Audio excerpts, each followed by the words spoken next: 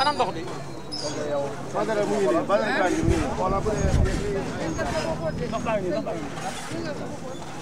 xaaral Kañ bañ na ko baax na nii ana maire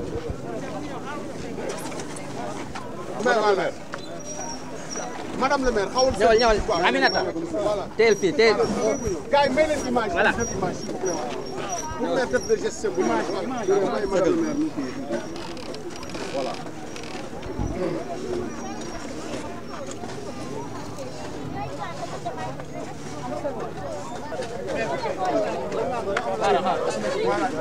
jox leen ko après jox ko kii bi jox ko aaro baara mu def ci ndox voilà geste simple jox ko mu sotti ci ndox tuuti ndox rek voilà côté yi ngay def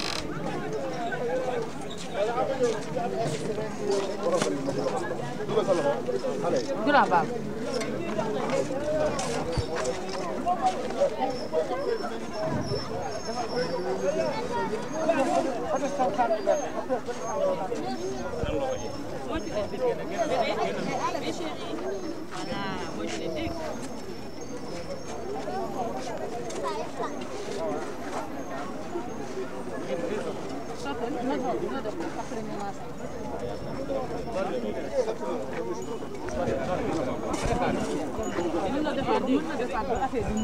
Bamba tu as compris quoi moy tawar nga li moy dem après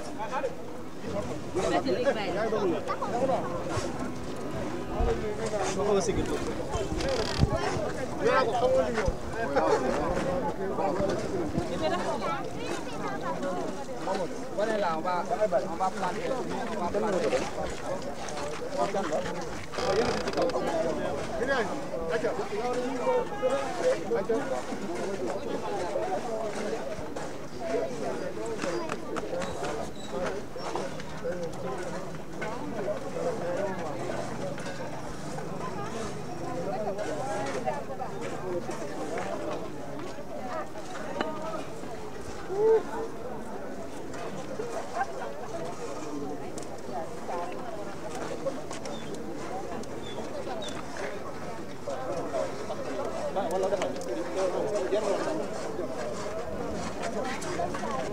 waaw kon ñu ngi ak monsieur le maire Aboubacar Jamil Sané pour cette journée de c'est vrai nettoiement mu boole ci reboisement monsieur le maire mun nga ñëw ci signification ak dayo bi nga xam tey jox nga ko journée bi. Dans un premier temps maa ngi remercier mobilisation bi de remercier tamit ay kuréel yu fi ñëw ay mouvement associatif yoo xam ne buñ leen ko waxee buñ defee annonce bi. Depuis 9 heures ñu ngi fi man je peux dire que man maa xaw a tardé tuuti sax waaye annonce bi daal suñu président de la République muy monsieur Bassirou Diomaye Faye son excellence moom moo ko lancé mu wax ni dafa bëggoon journée 3 et 4 bu mois bi bëgg na ñu def reboisement puisque déjà amoon lu ñu jot a def ci wàllu nettoyage au niveau de la commune. La fois dernière, il y a 2 mois de cela. Et je pense que le mois passé aussi, on en a fait. Cette fois-ci, nous avons le reboisement. Ça, on l'a fait uniquement pour relever le niveau de séquestration de carbone au niveau de la commune. Et pour que l'eau puisse se faire, il faudrait que dans un premier temps, nous ayons des garab yo xam dañ ko fi def. Té soo xolé commune Parcelles Assainies 4,07 km². Té bu ñu ñëwé on a fait un diagnostic, on a constaté qu'il y avait 507 arbres au niveau de cette commune. Et la commune des Parcelles Assainies fait partie des plus grandes communes de la ville de Dakar. Donc il est inadmissible qu'on puisse trouver ce nombre d'arbres dans cette commune-là. Vu cette situation, et si on continue à laisser les choses de la sorte, c'est sûr et certain que dans quelques années, le niveau de séquestration ne va pas du tout augmenter, mais ça va rabaisser aussi, l'érosion côtière va continuer ainsi, puisque nous habitons tout juste près de la côte. Et la seule chose qu'on peut faire pour relever ce niveau-là, il faudrait qu'on plante des arbres un peu partout au niveau de cette commune. Et notre objectif, c'est d'avoir une commune verte. Et pour que cela puisse se faire, il faut que tout un chacun d'entre nous puisse quand même mettre la main là-dessus et puis qu'on puisse travailler avec les mouvements associatifs pour que chacun d'entre nous puisse avoir un arbre chez lui. Et le système qu'on a mis en place, c'est le parrainage. Discuter avec les propriétaires des maisons pour leur dire qu'on veut quand même vous parrainer un arbre. Au bout de quelques mois, nous allons passer, essayer de voir est-ce que ces arbres-là ont été bien entretenus. Et à ce niveau, je pense qu'on a fait des efforts. L'année dernière, on a planté 387 arbres. Et cette année-ci, notre objectif, c'est d'avoir plus que ça, 400 à 500 arbres. Au bout de ces 5 années, nous comptons faire 100 km d'arbres à travers la commune de Parcelles Assainies. Et avec l'installation des conseils de quartier, nous pensons pouvoir réaliser cet objectif dans peu de temps. Et c'est tout à fait possible. Et aujourd'hui, il y a quand même une association qui est venue en notre secours, qui est, je pense, le Paradis des enfants. C'est pour initier les enfants dans ce type d'action, qu'ils puissent comprendre que l'action citoyenne est quelque chose de primordial dans un pays. Et si on veut réellement faire avancer ce pays-là, il faut que chacun d'entre nous puisse comprendre qu'on ne doit pas attendre le gouvernement sur certaines actions. C'est à nous de reconstruire ce pays-là. Et c'est tout à fait possible. Lu ma ci yokk mooy man maa ngi gërëm ñëpp di sant ñëpp di sant tamit koo xam ne moom moo ñu pousse pour ñu def lii te au fond normalement waruñu pousse sax ñun ñoo ci war am xel muy président de la République ak son premier ministre tey jii ñu ngi koy gërëm bu baax a baax ci initiative bi ak xalaat bu mu am nii ñun nag ay ndaw lañu ci état lañ bokk lii daf ñu war. waruñu wax xaar kenn di ñu soññ ci wàll bi képp koo xam ne borom kër ga ñun on est disponible am nañu pépinière au niveau de la commune ku ci soxla garab su ñëwee nañ ko jox garab te nañu def suivi tamit moo tax lu ñuy def chaque fois suñu sampee benn garab dañuy dem gis borom kër gi dënk la garab bi pour au bout d'un mois on passera pour voir exactement lan lañ ci def su fekkee dafa am ay problème ñu xool nan la ñuy def ba ñu résoudre problème boobu. tey jii loolu lañ xalaat comme solution beneen bi tamit ak la mise en place conseil de quartier bu ñu démarré nii yaakaar naa ni lu ñu bëggoon ci garab ci biir Parcelles Assainies mën nañ ko atteindre bañ na ni dañuy jéem 100 kilomètres yoo xam ne nañ def fii ak sama fin de mandat def ko lépp mu doon garab te gëm naa ni mën na nekk puisque à travers ces conseils de quartier loolu objectif yooyu mën nañ ko atteindre. parce que dañuy responsabiliser ku nekk xalaat lu ñuy def nii defal ñu ko pour maire defal ñu ko pour président de la République defal ñu ko pour premier ministre mais lu ñuy def rek dañ ko defal suñu bopp te ku nekk daf ci war a jàpp lii dafa am importance comme nu may waxee su fekkee ne on veut relever le niveau de séquestration de carbone il faudrait que ñu liggéey ci parce que au bout de quelques années tàngoor day gën a yokk te luy tax ba tàngoor bi wàññeeku mooy lii garab bi la te bu ñu constaté Parcelles Assainies lépp béton la lu ñu war a góorgóorlu sax xam naa ni initiative bu may jël la incha allah dans peu de temps waxtaan képp koo xam ne day autorisation de construire on va essayer de le pousser à lui dire que sooy construire il faut nga teg ci garab nga samp ci garab te yaakaar naa ni soo ko waxee nit gëm naa ni koo ko wax rek naka nangu parce qu'il va de l'intérêt de tout le monde il va de son intérêt aussi. parce que soo gisee ñu choisir lii garab bii tamit garabu ker la te lii lu ñuy def nii 2 choses nga ciy am di nga ci am ker di nga ci am wér-gu-yaram di nga ci am tam jaamu yàlla parce que garab boo samp rek xalaatal ni di nga ci am tiyaaba fii di nga ci am tiyaaba tamit àllaaxira parce que plus muy ci képp ku ci nekk tamit ku toog ci suufu garab boobu féexaay bu muy am xol bu sedd muy am yow tam tiyaaba bu da nga koy am raison pour laquelle c'est indispensable ku nekk xam ne lii action citoyenne bu am njëriñ la na ci ñëpp jàpp te gëm naa ni incha allah nañ ko continuer tey jii maa ngi sama wet directrice de cabinet bu président République bu ñëw fekkee journée bi accompagner ñu moom tamit doomu Parcelles la je pense que à chaque fois bu ñu ootee si wàll bi rek day teewu moo tax moom tam maa ngi koy gërëm bu baax a baax am na tamit soxna Mati conseil municipal adjoint au maire yu fi nekk ñoom yëpp ak surtout la commission environnement wax dëgg yàlla c'est des gens à féliciter à chaque fois ñu def appel dans ce sens ñoo nekk si kanam ñooy diriger yëpp Khady Gueye ak Samba Ndiaye ñooy diriger lépp d'ailleurs même tey jii def nañu lii mais demain incha allah on sera vers l'unité 11 pour d'autres actions donc ça ne s'arrête pas uniquement sur cette voirie-là.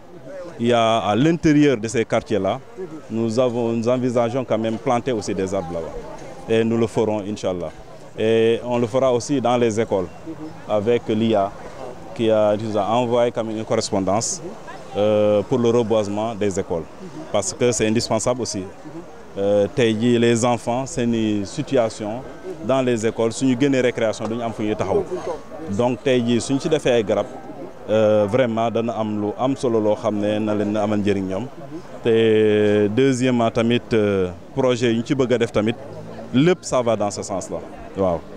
mais monsieur le maire bu ñu ñëwaatee ci journée de ce matin yow gis nañ la nga dugg di sensibiliser population yi en fait les propriétaires les chefs de famille pour une prise en charge une surveillance de ces plantes.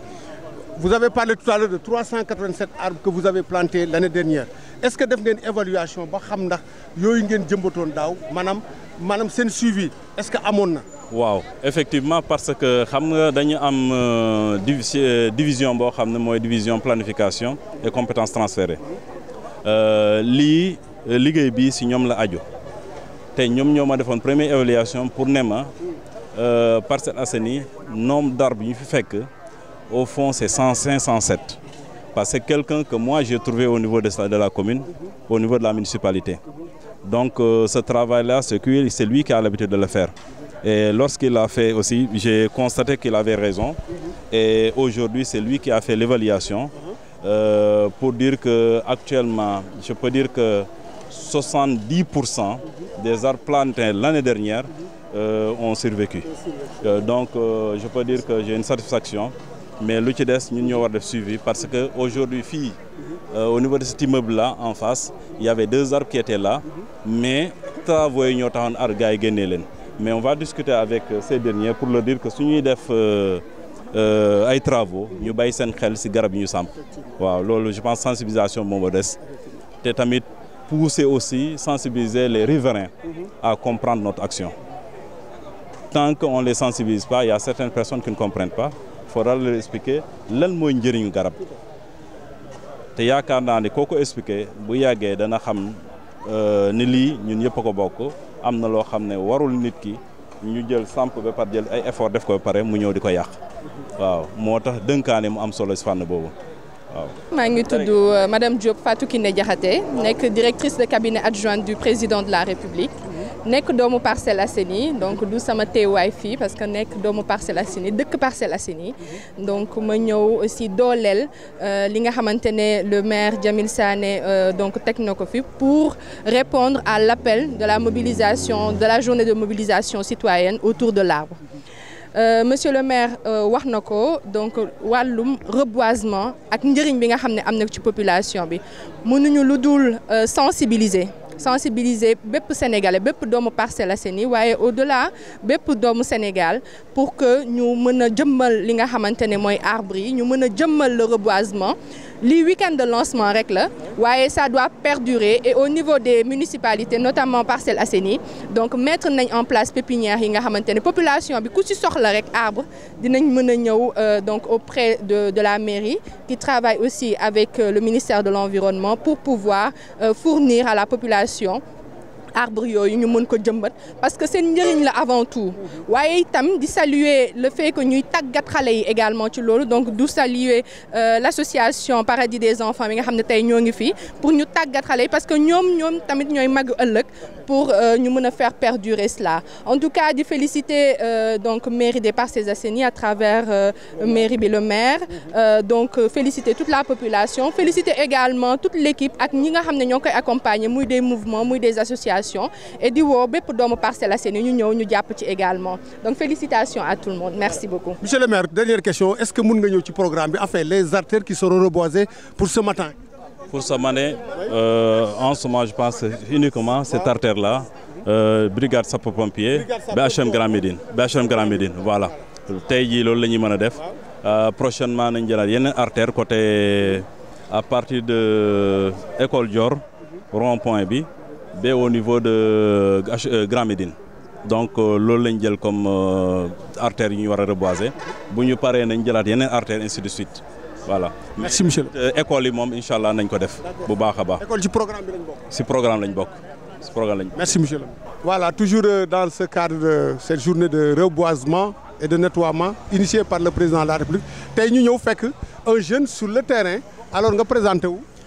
salaamaaleykum maa ngi tudd Cheikhouna Lo Gaydel donc man maa jiite mouvement renouveau tey suñu teewaay fii li ko waral mooy dañoo ñëw wuyu si appelu président de la République ak premier ministre ak aussi voilà le maire des Parcelles Assainies ñu ñëwoon tey pour def reboisement te loolu comme ñu ñëpp li ñu ko xamee reboisement lu am solo la parce que suñu dëkk yi en général garab dafay manqué te xam nañ ne garab tey jii njariñ bi mu am ci dundu doomu aadama tey jii garab bu manqué feebar yu bëri mën naa am parce que doomu aadama ak garab seeni dañoo am benn relation d'interdépendance looloo tax tey ñu ne waaw lépp loo xamante ne day jëmal kanam suñu réew waaye aussi day jëmal kanam Parcelles Assainies dañ ciy teew daal di ci jàpp fexe ba aussi